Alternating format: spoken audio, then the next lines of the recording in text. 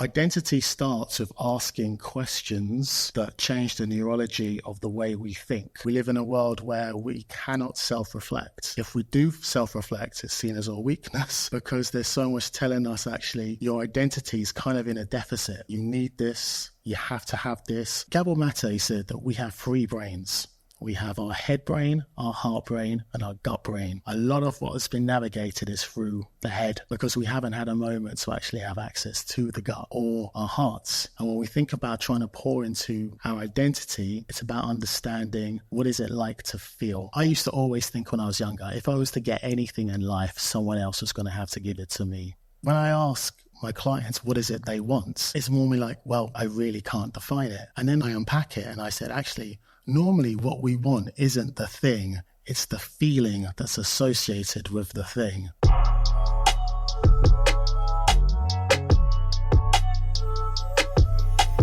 Us as human beings, there's a lot of things that we go through.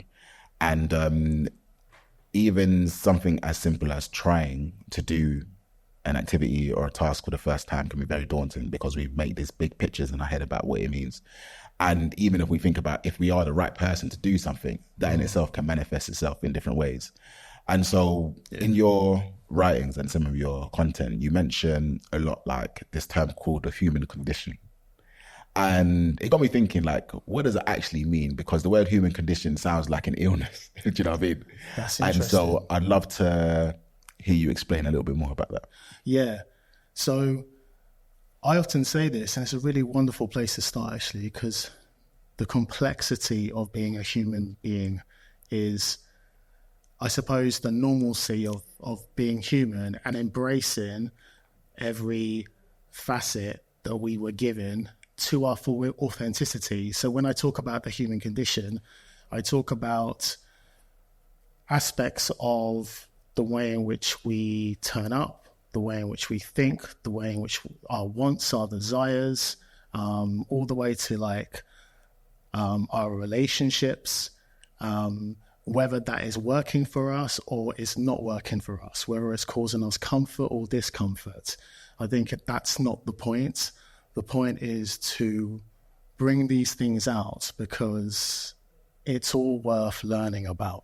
It's all worth sharing about because we often live in a world where we are perhaps we are told to dial up several aspects of our identity, of our human condition in order to get by, in order to appease an external system.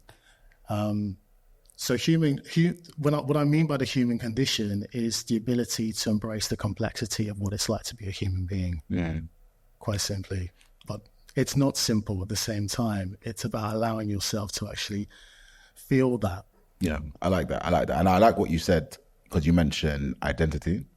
I like everything that you mentioned about our wants, our likes, our wants, our needs, our likes, our dislikes. All of those can give a sense of who we are in terms of our identity. But it's also always changing. And so, like, how do you balance, say, your identity with how people view you? Because I feel like you get your first sense of identity based on what people tell you rather than it coming from inside. Absolutely. There's a saying, the world will ask you who you are. And if you don't know, the world will tell you. And I feel like that is something that was powered through me by virtue of being a black man of mixed heritage, and having to prescribe to certain things that the external world wanted to play on you. Yeah, I absolutely take your point about identity. Is the complexity of identity is that it's very hard to feel into. This is why when we think about identity, we always prescribe it to the what. And we normally prescribe that to our livelihood, our status. But as you said quite rightly, identity it's an ever-evolving process. It's never finite. And we have ways of being that don't quite serve us into the way that we work now. I can certainly say that my identity shifted and continually shifts in so many ways by virtue of being a father, by virtue of being a writer, a coach, my relationships with my partner, my loved ones, the people who cause me lots and lots of discomfort. And I think that's something that in time I'm learning to accept of myself. But this is it. I think we're often told by the external world, this is how you are supposed to live your life through this descriptor, these descriptions. But identity starts with asking questions that change the neurology of the way we think. And over time, we pick up learned experiences, we pick up learned behaviors. The world tells us that. We live in a world full of push energy, man. We live in a world where we cannot self-reflect. Yeah. If we do self-reflect, it's seen as a weakness because there's so much telling us actually your identity is kind of in a deficit. You need this, you have to have this. Just think of so many markets right now. Think of like the food and drink market.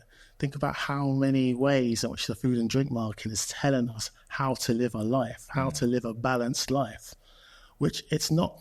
And I say that not to criticize the food and drink market, but it's almost like if there isn't a relationship with what we want internally in the body, then who are we serving? Yeah, because there's a few points actually that I was going to pick up. I was ready to pick up now or later, but I was saving it, but I'm gonna go into it. So because you mentioned a thing about like identity, and with identity, it's about knowing where you belong, but also knowing your wants, your needs, right? In that regard, and there's multiple elements in terms of like heritage and knowing who we are. So you mentioned the example of yourself being mixed race, and so you can be in black crowds, you could be in white crowds, you could be in mixed crowds, you could be in a whole host of different places. But there's a sense of like feeling that you don't belong. And some people talk about this when they're from the diaspora, where they are Nigerian, born to immigrant parents in the UK, living in the UK. They don't belong to the UK. They go to Nigeria, they don't seem that they belong here. And so you end up trying to like fit or have all these different kind of personalities or different identities to fit the environment that you're in. So I'd love for you to like explain a bit about your experience with that. And also you mentioned about these questions that you question yourself to understand your identity. So like what questions did you ask yourself, and like what prompted that kind of discovery, would you say? Ooh, big one. So yeah, I was born in the early 1980s. And when I think about my formative years living in Northwest London, Kentish Town, there wasn't a lot of narratives or rhetoric about the mixed heritage experience. My mother was born in Nigeria. She moved to the UK in the 1970s. My father he's from Southwest England in Devon, white working class man. But I was brought up by my mother for most of my life. And I was brought up really veering towards the Nigerian side of my identity, because when I think about those times, I think about that was a time of vibrancy. That was a time of so much music, so much foods that you can smell from different blocks. You know, that's it. You go to school and you know someone's cooking something incredible, like Ghanaian cultures, Nigerian cultures. And that just became the normality of my world. And yet I was light skinned for a black guy, and a black child growing up. So there was a lot of kind of, where does the autonomy of being a mixed heritage person actually lie? And I never really gave that too much thought until I was into my teenage years. But I mean, just growing up, it was just full of, like I said, vibrancy, a lot of noise. And I think when my parents split up when I was 8 years old, we moved from Northwest London in Kentish Town to the countryside. which was really stressful and very traumatic. And I really wasn't conscious about who I am as a mixed heritage person in this world, and what does that actually mean, until I started to see more stories, more people, more realizations that we would not only we exist, we're here and we're creating so much impact in the world. So that took me on a voyage of discovery. But yeah, I always it's a funny one, Yumi, because firstly I always kind of saw myself as a black person, because I was so strongly identified with my mother, and not having a father in my life as well. So what happened as a result of my parents moving, divorcing, and there was a very acrimonious split up. It shifted a lot because I grew up with my mother and my brothers, and I never saw my father, my white father, for like 15 years. Oh, wow. Yeah, so that really colored a lot about how I understood race, understood displacement, understood identity. Yeah, because I mean, like, to go from northwest London, Kentish Town, to the countryside. Where in the countryside did you go? To Dover. To Dover. Yeah. Like, that in itself was a culture shock, just generally. In so many ways. And you went with your mum as well. Yeah. So yeah, that's a lot. I feel like, even just trying to imagine myself, because I feel like they say like between 8 and those years are so formative in terms of like understanding yourself and your personality, and like to go from all those colors, all those noises, all those like foods, that experience, to somewhere like Dover, where I can imagine it's probably not as diverse as you would expect. So that in itself, plus what's going on at home, but also just all of that, Yumi, but also just reckoning that the fact that, you know, being at school and sort of understanding that black, white, mixed kids, European kids, like Muslim kids, Hindu kids, and going to an environment where my 11-year-old self kind of thought, okay, well, if you can find all this kind of the vibrancy and the multiculturalism and all of this in northwest London, then what's not to say you can't find this in any other place?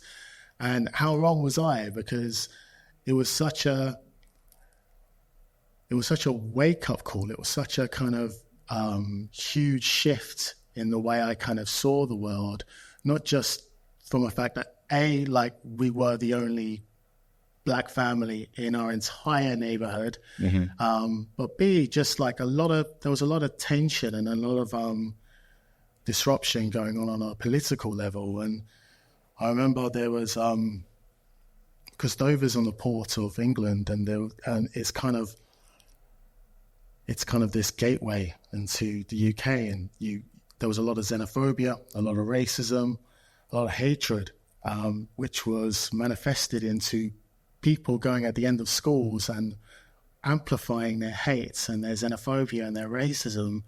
I remember like finishing school and leaving school and going at the end of the road, and you'll get like National Front people literally just handing people. No way. Yeah, it was tough to reckon with. I think I saw the potency in it as I got older, but then I just realized, wow, we are living in a world where there's so much disruption and so much disharmony. And I think that's what made me feel, what is it I want? What can I create? You know, am I going to be subjected by the prevalent whiteness that I see here? Or can I be the orchestrator of my own stories? Can I have the self-determination, the worth to really make change in this world? And that was hard because my mother was going through so much at that point. And so I felt like I had all of these grand ideas as a child. I was a very curious individual, but I felt like I had to compromise those thoughts and ideals because I was taking on her emotions all the time. And I was taking on my siblings' emotions all the time, which dimmed the light of my own creativity in a way. I think looking back, I think it was kind of incredible how much resilience and how much I had the capacity at such a young age. Yeah, for sure. So I've managed to skillfully kind of turn that around and say, wow, you know, what an incredible, in the most saddest way possible, what a way to sort of store so much. Yeah, because even now, like, as you look at what's happening now in terms of like the whole xenophobic element or environment of the UK, we've got like Nigel Farage back running at Clacton. So does that give you memories of the stuff that you experienced back then? Yeah, it does. I mean, it does to an extent. I think the memory, the way I associate it now as a 41-year-old is completely different to the way I associated it as an 11-year-old. But at the same time, I realized that you can either be othered and choose to fall in that bracket, or you can sort of create your own autonomy. And I think this is what propelled me to do what I do, I guess. We live in a world that, especially from the Black British experience, where hypervigilance is real, where scarcity is real. Case in point with Diane Abbott. You want to think about someone that's just had a tremendous amount of resilience, and the amount of vitriol that's been poured onto this incredible steward of ours. And we also think about the younger generation, the Jude Bellinghams, you know, wonderful footballers, but always the mistake happens and it's just like, actually, you can't be doing it like this. And we forget to think that this is a 20-year-old incredible footballer. And I feel like we live in a world where there is all of this, where watch it, black and brown people, amongst all the joy and amongst all the beauty that they inhabit, is also the hypervigilance that comes as a way of life. And it also comes, and I think this is interesting when it comes to working around threats, because sometimes we inadvertently take on the threats that our parents have given us. So when I was a child, my mother's from Nigeria. She left Nigeria, middle class Nigeria, but there was also the bloodiest civil war in African history, in the Biafran War, and my mother her family had to move to the UK. But actually, what was inside of her system was trauma, and that was cascaded onto her children, not consciously, but because the way to navigate life was to survive. Yeah. I always used to ask my mum, when I speak to her, I was like, how you doing? And she'd always say, I'm surviving. And I would always wish she'd kind of come back with another kind of opening way to open a conversation. But that was so embedded in her nervous system that actually that was a way to sort of navigate. And I want to go back. I feel like we're in a generation where our behaviors, our identity is sometimes, it can be unwittingly taken on by the people that came before us. And that protects us, because that gives us a vigilance of actually the game is inequitable. The game is uneven. But at the same time, and yet, my role as a coach is to ask, what is actually serving you? Does this serve you in your pursuit to actually get what you want? And this goes back to the old way of rewiring the way we live our lives, not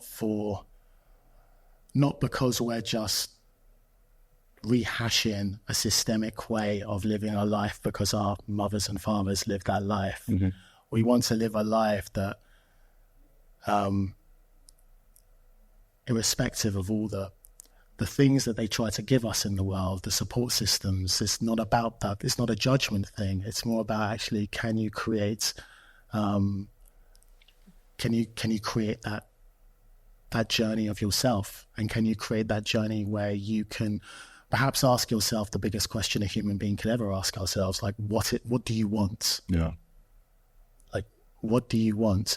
And if you couldn't fail, what would you do? And I think when I work with Black creatives, I think that puts them in a state of, wow, if I couldn't fail, what would I do? Forget about the very things that are built to destroy that thought. Just let your mind expand. Where does that take you? Yeah, amazing. You took me on a nice little journey there. So a couple points that you mentioned, like, I feel that kind of trauma that our parents have, or that the survivor instinct, and it's passed down to us in terms of making sure we take, I guess, like, safer routes to kind of protect the investment that they made in us and grow it. Because I feel like because of the gain that they gave us, like, from, like, we're not starting from bottom, as it were. Like, they came in, they worked their socks off, they got us into certain schools, we were able to, like, educate ourselves, get good jobs, and then taking the risk to, say, leave that behind to follow what you want can sometimes be a much larger jump, because we're thinking about all the other people around us rather than, like, ourselves. And that then links back into the whole identity thing, whereby, like, do I see myself as me, or do I still see myself as someone's son or daughter? Because when you see yourself always as someone's son or daughter, then you no longer can extract yourself from that relationship and therefore see yourself as a person, if that makes sense. And because there's a lot of the patterns, and even when it comes to, like, money, like, I remember when I was doing, like, finance coaching for a bit, and I used to have a lot of conversations with people who had this issue where anytime their parents asked them for money, they would have to give it to them. Even if their parents weren't necessarily good with money, they still felt they had to do it. Right. And so they weren't able to have that conversation with their parents, be like, okay, I'm actually of an age now. I'm actually 20 plus. I'm actually 30 plus, or whatever it is. Like, I can't keep doing this until you have that kind of debt, as it were. So when you're trying to understand all these different, say, identities of yourself, or different hats that you have, as well as understanding what you want. So how do you peel back that layer to basically know yourself and therefore what you want, if that makes sense? Like, how do you help your clients on that journey? It starts with awareness. It starts with understanding the very things that stop you from getting what you want. I want to go back, though, to your point about just to celebrate, really, just given the circumstances that our mothers and fathers sort of had in this world, and living in a world where it was full of scarcity and hypervigilance, in spite of which they managed to sort of create so much, which is testament to the human condition, back to where we were talking about. But also, with a lot of the clients I work with, it's almost like if I'm going to get something, it's always like I have to figure it out, because my parents always had a strategy in order to get me to where I need to be. Yeah. Therefore, I need to pass that strategy and move that strategy on. And so we think in a very cerebral way, like, and I think this was because our brains intuitively are meant for survival. It's meant to, it's fight or flight, right? It's meant to, like, am I safe? Does my nervous system feel safe? And when we get to the point where we're trying to find some autonomy in ourselves, it's about actually, do I just rely on my brain to get me through, like my parents probably skillfully did? Like, I mean, it's incredible when I think of, like, the dexterity, the skill that my mother had to create, and that's all she really had, like, was how to use her brain, because she was so disassociated with her body. because the moment I would imagine the moment she really reckoned with the trauma that was in her body, it would implode. That makes me really sad. Yeah, it does. Yeah. And there's a sobering sadness to that. And so in order to really navigate life and really get the best out of her family, it's about how do I use my game? How do I use the cerebral part? Now, the way in which we change that is the understanding that actually Gabor Mate said that we have 3 brains. We have our head brain, our heart brain, and our gut brain. But mostly, and we've been taught to believe this because whether we have parents from Jamaica, Ghana, Nigeria, a lot of what has been navigated is through the head, the cerebral parts, because we haven't had a moment to actually have access to the gut or our hearts. And when we think about trying to pour into our identity, it's about understanding what is it like to feel. It's like when I ask people these questions, like, you know, the first thing I normally ask my clients when they come in is, I'd like you to give me 3 words that describe your current reality right now. And this allows my clients to take away the stories, the inner chat, and just come to being here. Be here now. Talk about what's arising as I talk to you. And I think these things are the seeds that make us attuned to who we are as people, not the stories of who we're meant to be. Because if I should have been a doctor, I should have been something that was really cerebral, because this is what my mother bestowed on me when I was younger. I didn't do that. But if we all play the game where we just listen directly to what our mother and father wanted, and that's okay. Again, there's no criticism with that. It's just that we are now in a world where we have so much access to the way the brain works, which wasn't afforded to the earlier generations. It was a world where being black had so many descriptors of survival and trying to hustle and trying to be entrepreneurial and trying to be as agile as possible. Now we're afforded the ability to actually showcase the human experience. And this can be the challenge. You have some people that have that almost, I'd say, that codependency to the very things that were taught in their formative years. And what I mean by codependency is a relationship with something which actually doesn't serve you. Yeah. You have a close relationship that intrinsically doesn't serve you. Like an example? When something is I think money always comes to mind. I think when I work with clients, it's almost like I need to get X amounts because that will equate to a life of all of this. And in order to get this thing, that will give me all this other stuff. I used to always think when I was younger, if I was to get anything in life, someone else was going to have to give it to me. If I like, the external world would have to give me the thing in order for me to get the thing. What I try and do as a coach is ask questions which pour, what is your relationship to codependency? And does that, is it working for you on the journey of getting what you want? And sometimes it's not about like, oh, I want this, because when I ask my clients what is it they want, it's normally like, well, I really can't define it. And then I unpack it, and I said, actually, normally what we want isn't the thing, it's the feeling that's associated with the thing. Mm-hmm.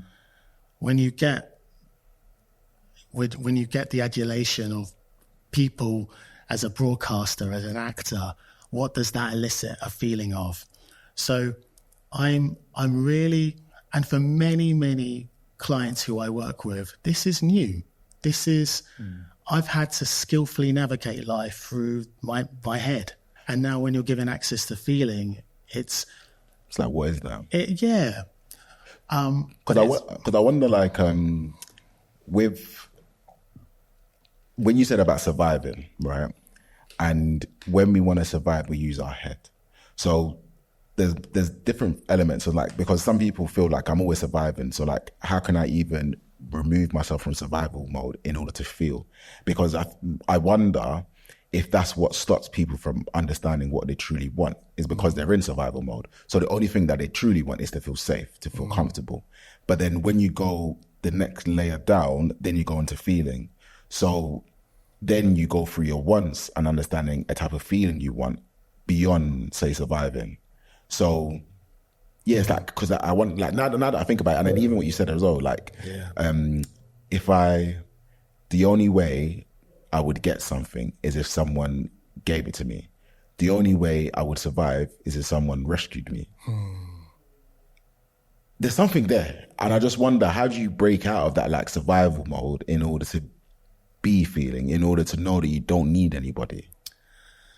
So what I find, this is an incredibly powerful, like, way in which we're moving into the conversation, because what arises when you talk to me about this is how important your community is.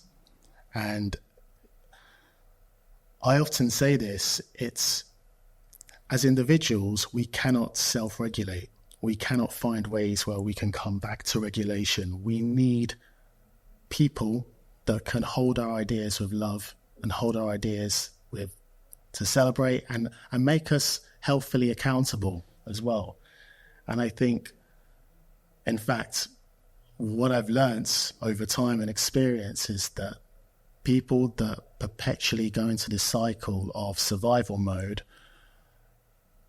it's not necessarily just about the individual. It's about the ecosystem in which they inhabit as well. And if they're navigating around people that are perpetuating fear, scarcity, they're not meeting their ideas of love, they're not holding space for them, literally just holding them, allowing them to speak, then the cycle just reinforces itself. And we can only regulate in people who can hold our ideas of love. Like this conversation that I'm having with you now, like I feel regulated because I feel like there's moments where we're meeting each other on a very humanistic level. But the reality is that with many creatives, it can be quite a solitary experience. It can be quite a lonely experience, and it can be quite an experience, particularly if you're a Black and brown creative in a world that perpetuates whiteness, that perpetuates all these ideals, that you are running against the tide. You know, you're running towards something that you can't quite define. And yeah, I think it starts with the people around you and your ecosystem.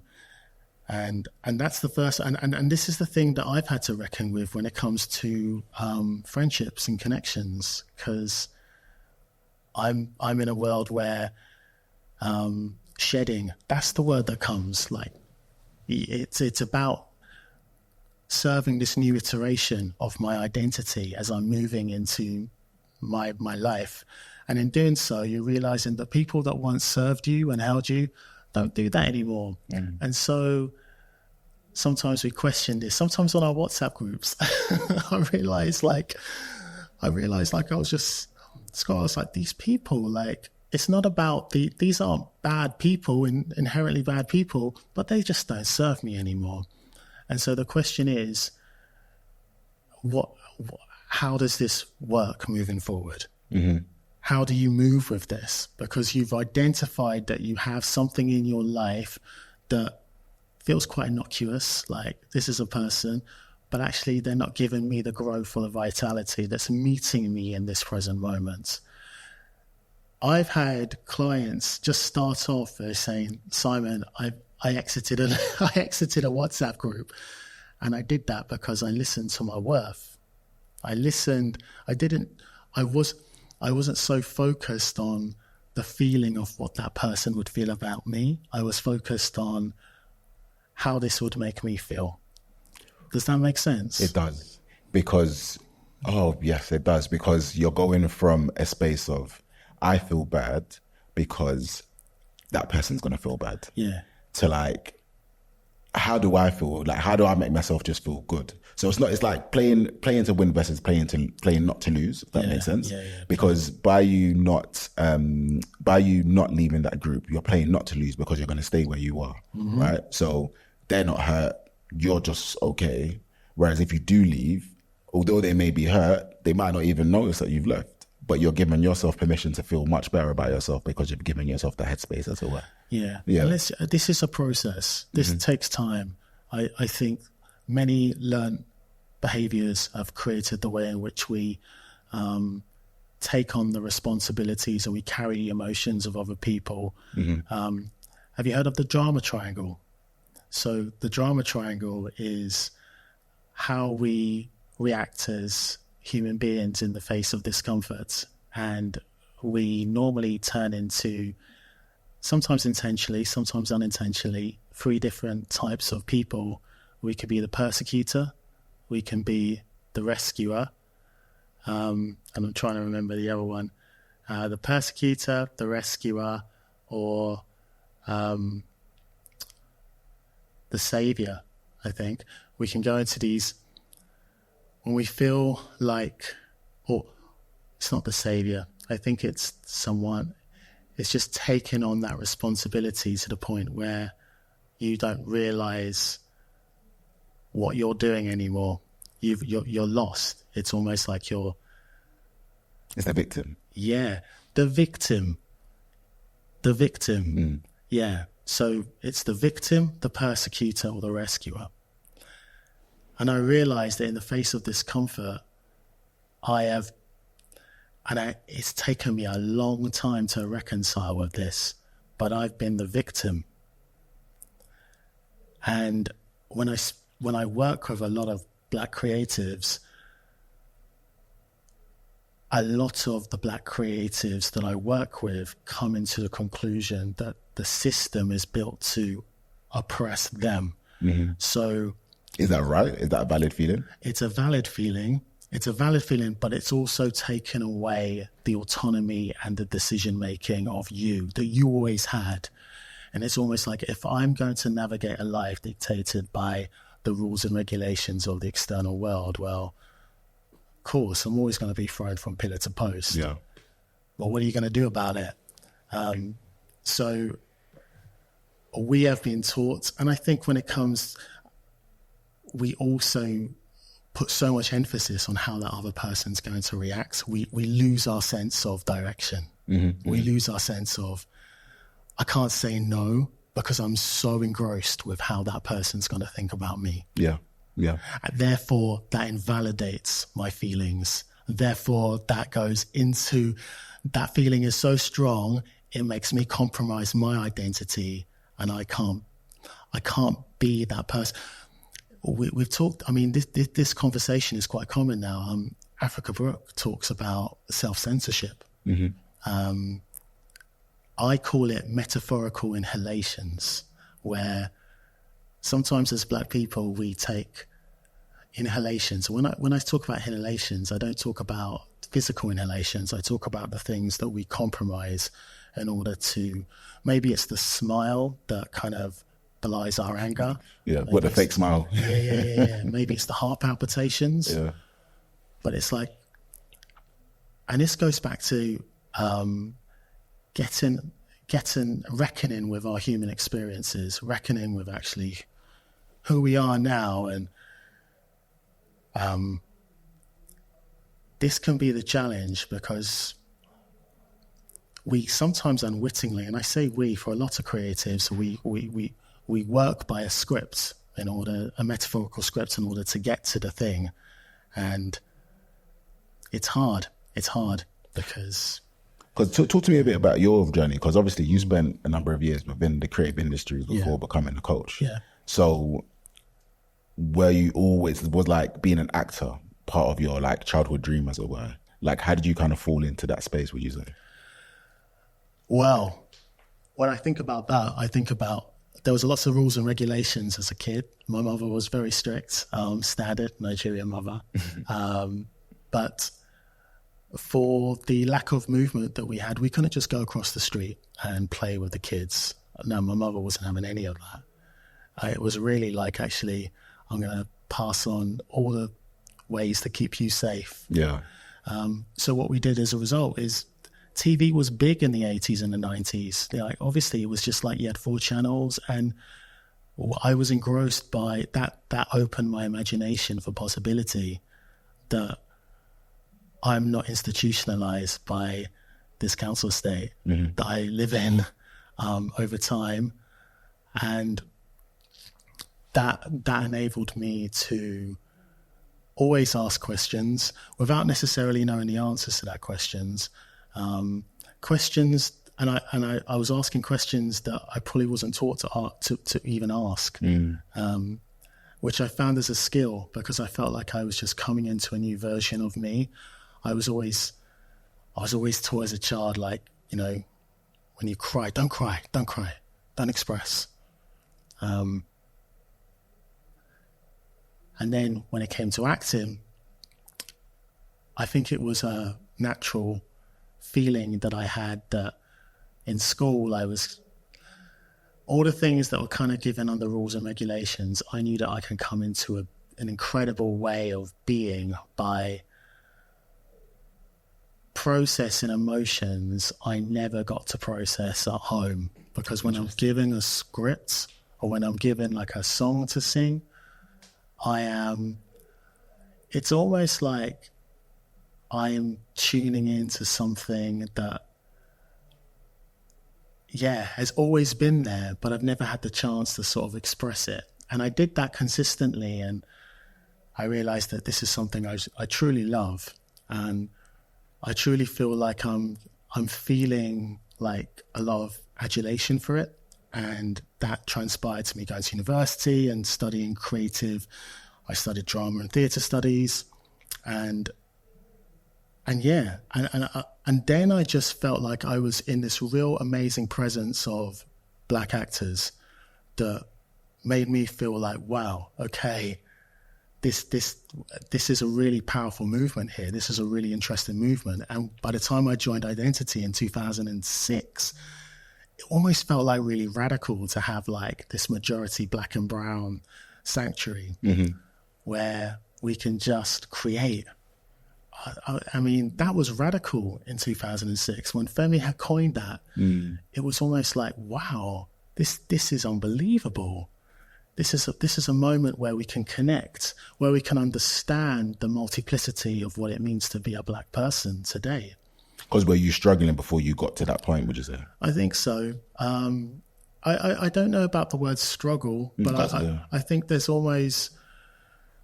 I think there were certain kind of descriptors of what defined your Blackness, in terms of like, maybe it's everything, the external, where you're from. And I think... So basically being typecast. Yeah. And I felt like when I was at Identity, I was like, wow, you know, these are people not just from all different, not even like, it wasn't like a London thing. There were people from outside of London. I was seeing like Black and brown people that were expressing from rural parts of the country. There was such an amazing way. It was it planted such an incredible seed. I knew I wanted to expressive acting, because for all the trauma that I experienced as a child, I realized that this was a moment where I can just showcase emotion without even putting too much process into why I'm doing this. Which was interesting because it got to a point where I needed to get curious about why this is working for me. Like, why do I enjoy this so much, and what does this mean? What are the questions that I'm asking? I was wondering, like, because you're acting so many different personas, like, do you? So when they interview like these A-listers, these celebs, yeah. And I'm wondering, is that really you, or is this just like a version of yourself because you're such a talented actor. Yeah. And so I wonder, like, for you, when you was growing up, did you always, like, through acting particular roles, did that help you tap into understand yourself a little bit more? And therefore you as yourself was like changing day by day, if that makes sense? Yeah, I think so. To an extent, it certainly enabled me to channel things. Like I was always scared of big emotions as a child because my parents had really big emotional outbursts. And you don't have any autonomy as a child. You just understand the rules that your parents bestow on you. And when big emotions were coming, I didn't know how to process that. But the paradox is that I loved to show off big emotions. I felt like I needed to sort of let out something, like some sort of primal scream, and bring out.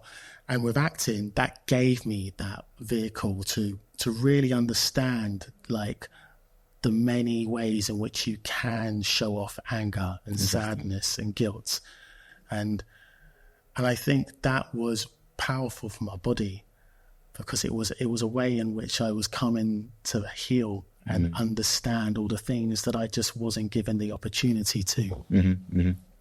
So how did you go from, like, say, acting, and then, like, what were you going through internally? Like, because obviously you've done a bit of writing, and it ultimately ended up becoming a coach. But, like, what would you say were your ambitions, your wants, your needs at that time, and how you basically worked on those?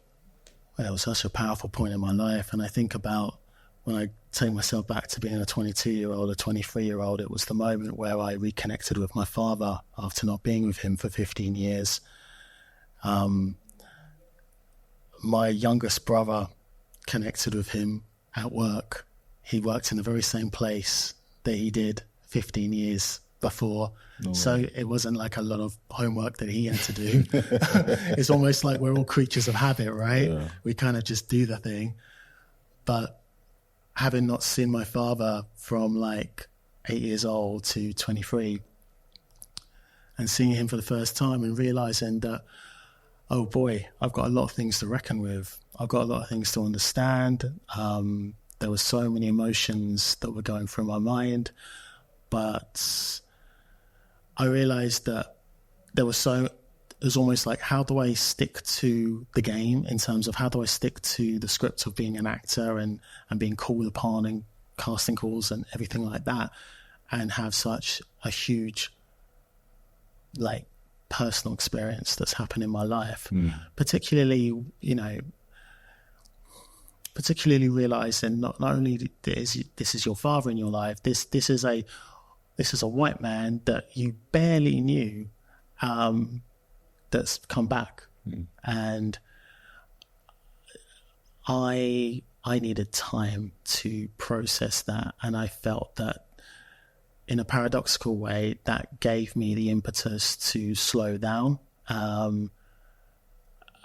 sort of listen more with the questions that I had in my head, but also made me reassess in terms of what am I learning from this experience? What is it? Where's this taken me? It's taken me to the point where I'm super curious to write stories. I'm super curious to talk about so many questions that I had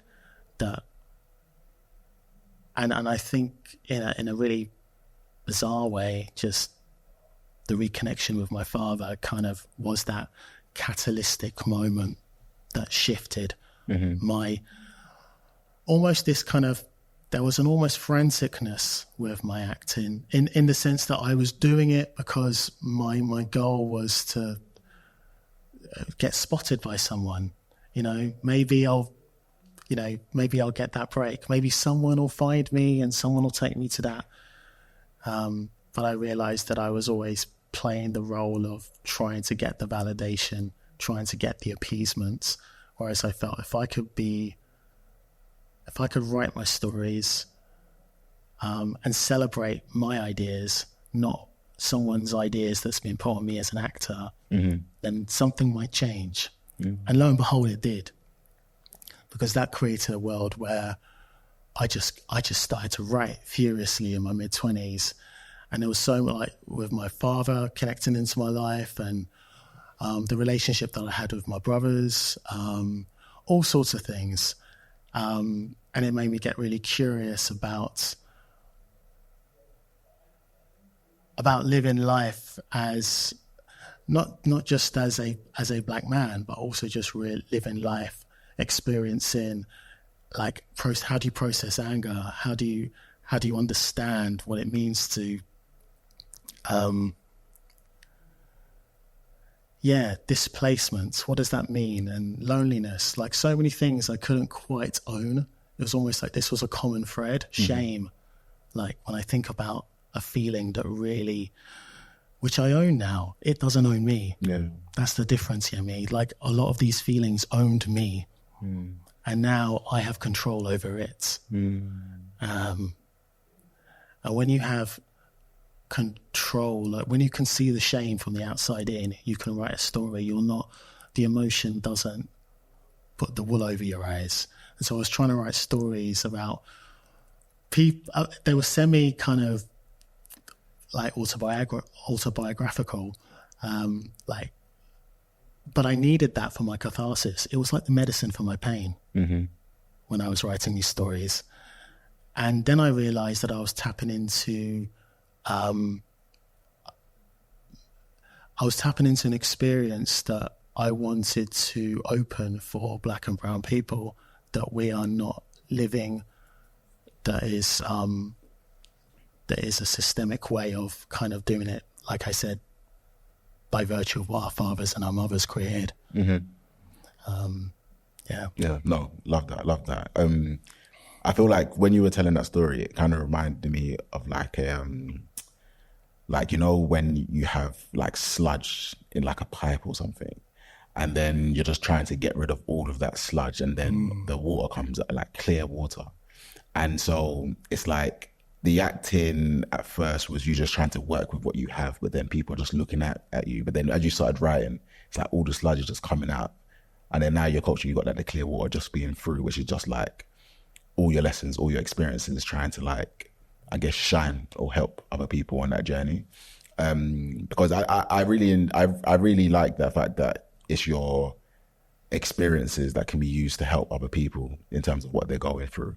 And like, I feel like when you're, again, as a screenwriter or as a writer, you changed your position in that drama triangle, where now you're the rescuer to an extent. Yeah. Because now you're creating stories that can help people from their own place. Whereas as an actor, it's easy to be like, I never thought of actors as victims per se, but like ultimately you are hoping that someone will spot you, hoping that talent will come and get you. And that's why I love, like, now, just a bit off tangent, but like the change in media where it's no longer where you have to be beholden to wait for like a producer to spot you or a casting director, but now you can create your own stories, you can act your own stories. Like that's what the internet has essentially given us, right? Yeah. And so then now, like, because you made that transition from an actor to a writer, and now another transition from a writer to a coach, like, how was that for you? Because again, it's like another shift in your identity in terms of how you introduce yourself. You're no longer introducing yourself as a writer, it's like introduce yourself as a coach. And then in that word, they can't see the 25 years of experience in a particular industry. Yeah. So like, how have you managed that transition and then getting your own clients and all that stuff? Yeah. By being as close to who I stand for as much as possible, by realizing that as a coach, I never ever describe myself as a purist coach. Like I took up a certification in coaching, and lo and behold, I'm a coach.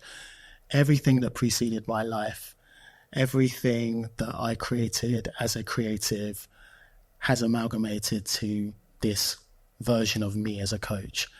And the beautiful thing about that is that when I'm working with creatives of all different types,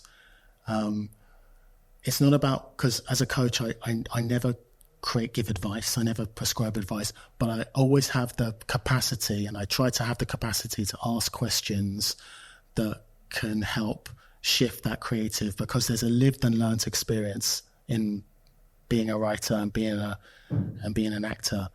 Being a coach, I felt, was a really wonderful, beautiful transition, because the essential ingredients of real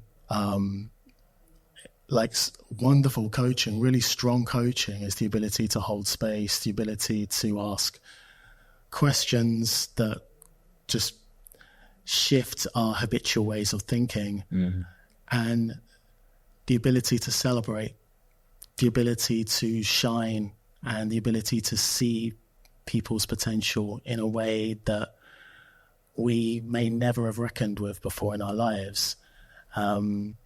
We all live through blind spots, but I also realized, just taking up coaching, coaching is one of the most lucrative industries in the world right now, but it's a very unregulated industry. I think after AI, it's worth like 16 billion. Oh wow! Yeah. But I believe in the integrity of coaching, because I think this is it's not me being anything other than who. Truly, in all seriousness, who I am. It feeds my appreciation for curiosity. It feeds my love of working with Black and brown people, which is a decision I consciously made. I remember when I got my certification in 2020, and at that time, it never quite fell apart. I was always curious, what if I was just to work exclusively with Black and brown creatives? Did something trigger that question? Yeah. The summer of 2020, when George Floyd got murdered, that triggered the conversation. But before I go there was a moment where I realized that I work in a game I work in a system that is inequitable. I work in a system that is perpetuated by whiteness. And I could either be a commodity to that, in terms of I can just say, hey, I'm a coach, pick me, who wants to work with me? Let's do it. Let's create some impact. Or I can turn that into a discernment and turn that into, actually, what if I was to curate a world in which I am genuinely excited about and see the potential about and love, and I want to create that ripple effect with so many other Black and brown creatives, because you are that. So why change?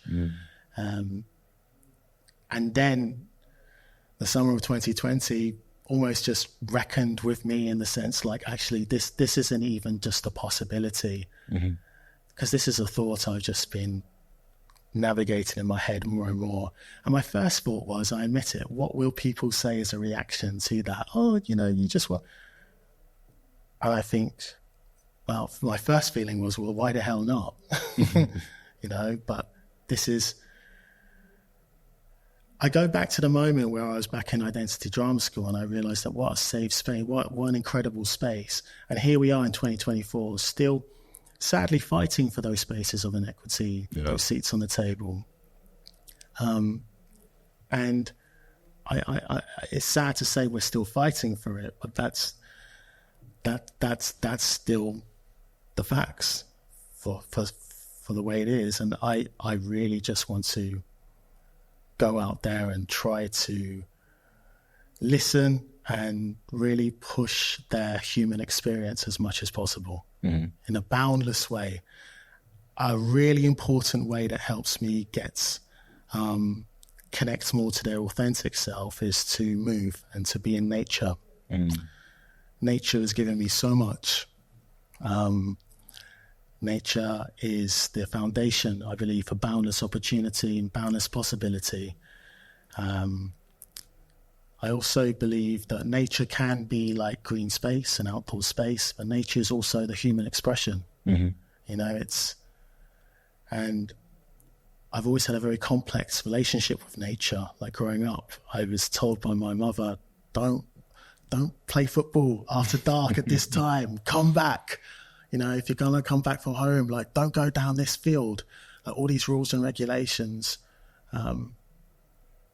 But I've learned over time that nature is very inclusive. And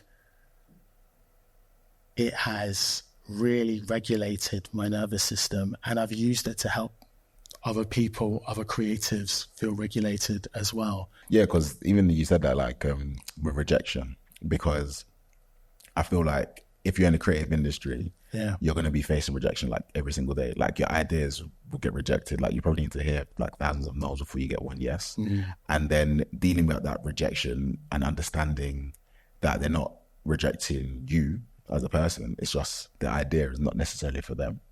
And then linking that back to nature, where nature's just accepting of everybody, right? Yeah. Yeah. Because nature is the embodiment of growth and renewal. I think when you look at so many things around you, everything has cycles. Like everything has a beginning, a middle, and an end, and a new phase and a new version to show ourselves and a new version of ourselves. And there's a lot we can learn. And there's a lot that,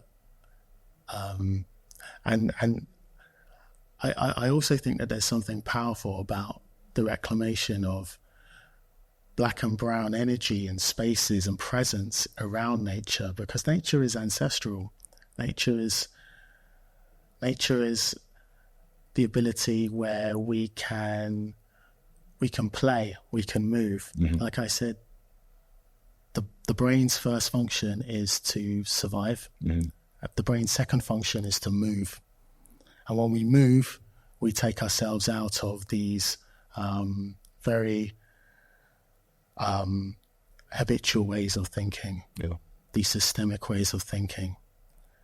And so, we spend a third of our lives inside at work. And so when we have a presence to actually move, we're understanding so many different ways of seeing the world and how we need to be. But again, I think these things, and as I've always learned when working with creatives, is that these things take time, because you have to there comes a surrender of the very things you've been trained to believe about nature, about yourself, about what you want. Are there any, because with that, like, are there any, say, tips or frameworks that you would use to help people kind of peel back like that, Questions I often ask myself is, firstly, it's how do I feel? Like, how do you feel and what do you need? Every time I get up, when all sorts of dysregulation happens, whether it's my child and whether it's out in nature, I think it's, how are you feeling right now? Truly, what's arising? And where do you need to be? How do you need to be in order to operate today? I don't think it gets any more sort of complex than that, because the moment it gets more complex is the moment when our brain gets into overdrive and the ego starts to take control and overthinking it. We don't want to overthink anything. We just want to feel. Overthinking, I love that. Yeah, well, I'm not saying it's an easy thing, but I'm talking about the power of our access of that intuitive, the heart and the gut. Yeah. So before we wrap up, before the wrap up, so because I want to touch on this, especially like feeling, right? So you'd say that you're more in touch with your feelings now, right? In terms of where you are and how you navigate things. How do you navigate that feeling towards, say, understanding your purpose?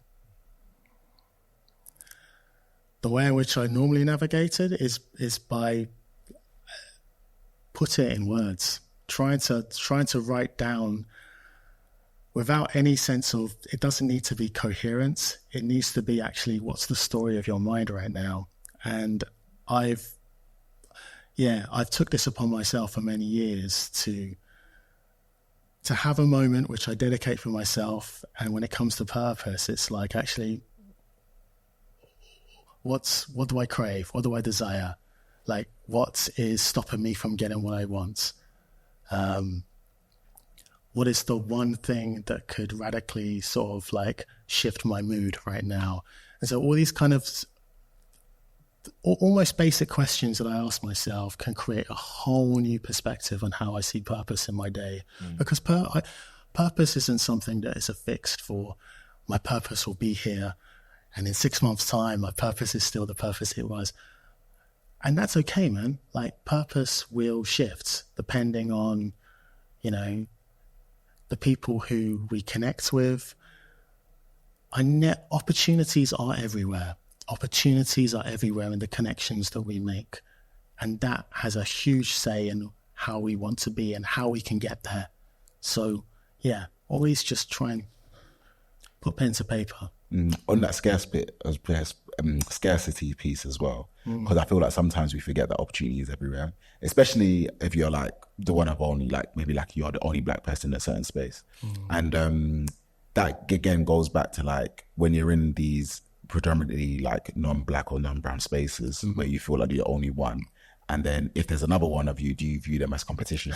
So I done one internship back when I was like 19. Yeah. And I remember there was another black guy there and he viewed me as competition without me even realizing it. And like, that's how he used to talk me up or talk me down rather.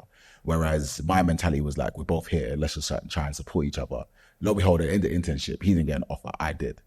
And like in other situations where I can feel that kind of vibe where you're one or the other, why are you looking at me like we should be competing, like we should be as a team on these things? And I think that's how we should view it. You know what I mean? Like there is room for more than one of us in these places. And if not, there's more opportunities available elsewhere.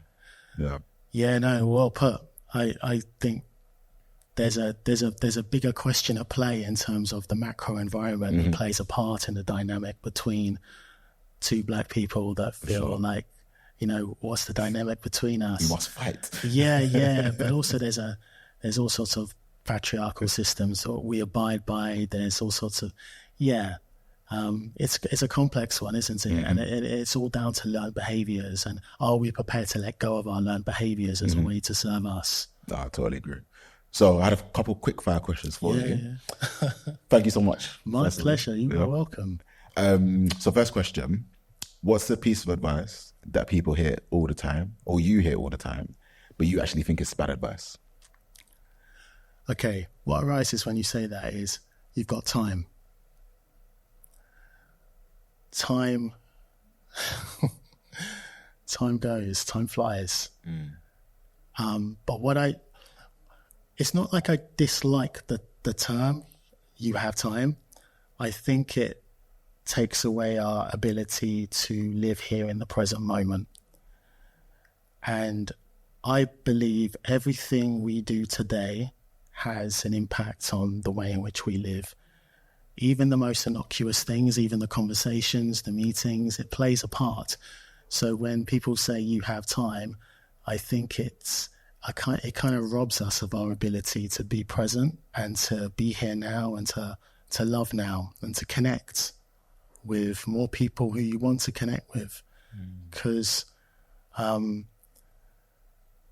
we're not here to wait for the thing to happen. We're here to make the impact here and now. So that's what comes to mind. You have time. I like that one. What's a book or film that you recommend to people the most? I've got two books, if that's okay. I use two books. Please. That's what. First book is The Big Leap by Gay Hendricks, and we often talk about this book in coaching sessions because this is about understanding self-sabotage and understanding the levels that we play at, which don't necessarily serve us. And it's really skillfully written because The Big Leap talks about different zones in which we operate in. The zone of incompetence, zone of competence, and it ends up being in our zone of genius. And too often we work in our zone of incompetence. And it's about actually how do you shift the way that in order to get to our zone of genius. So I actually think it's a real awakening tool to understand, are you operating in a life that's actually giving you abundance? Yeah, it's so true. It's so true. Sometimes you're just an autopilot without realizing it. Yeah, absolutely. So that's the second book actually comes back to the nature of the Black British experience. It's a book called Safe, and it's a book by it's edited by Derek Owusu, and I read this book like maybe 5-6 years ago, and it's like this tapestry of The Human Condition, man. The Human Condition of the Black British Experience, written by men of all different walks of life. Just being and just understanding that their imperfections are power. You know, it's almost like we work to a perfectionist, but it's almost like I'm attracted to your imperfections. I like that. If you're still writing, who would you write the perfect story for? As in a person? Let's say a person, yeah. And who would be the actor? Oh, I tell you what, I really love boxing, you know. And I always had this, there was a boxer, I'm a geek on boxing. And when I was a kid, I used to sort of like study it, like way back in the early 20th century. And there was a mixed heritage boxer called Randolph Turpin, and he beat the best boxer in the world called Sugar Ray Robinson. And he had it all, and he lost it all. And it's the most incredible story of how you accumulate wealth and lose it in the space of nothing. And he was British, and he was black. And I'd love to write a story and bring his story to light. Maybe one day I'll do that. Yeah. Who would be the actor? Oh, who would be the actor? Who comes to mind? I'm trying to think of. It could be anybody. Yeah. I think the power of Daniel Kaluuya or something. Yeah. You know, I think someone with the essence of what Daniel Kaluuya can bring, for sure. I think I'm just seeing it from his energy, not the physical kind of, this is what I go for. But when I think of that person, I think he has to have that energy that I've seen in so many of his films. That's brilliant. What's your words of encouragement to our listeners? My words of encouragement are to say that do not be defined by your ecosystem. Do not be defined by the people who tell you you need to create this for the sake of this. And as a reaction to that, move. Have the ability to strengthen your power of no in order to get what you want. Awesome. Final question. Where can people find you? Social. So I'm thinking LinkedIn, Instagram. Yeah, I'd love to hear from anyone who's curious enough to ask any question, for sure. So that's Simon Brett Coach. So that's Simon Brett Coach. Simon M. Brett _coach is... What's the M stand for? Michael. Oh, Simon. Okay, cool. Simon, it's been a pleasure. Thank you so much. Yeah, my pleasure. Thank you.